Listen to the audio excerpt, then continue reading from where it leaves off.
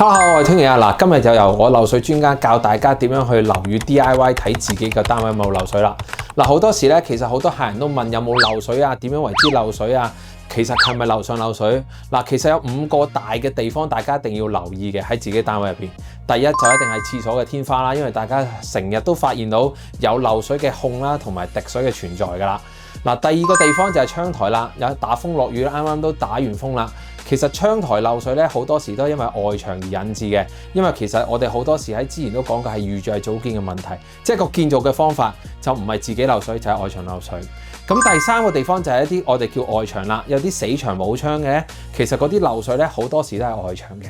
咁第4個位咧，其實就係廚房啦。好多時廚房漏水咧，都係嗰條來水喉啦，或者叫嗰條熱水喉引致嘅。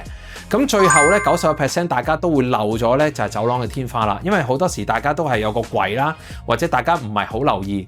咁走廊天花漏水咧，好大機會都係水喉嘅。咁當然有情況發生就係廁所漏水出嚟都漏到去走廊啦。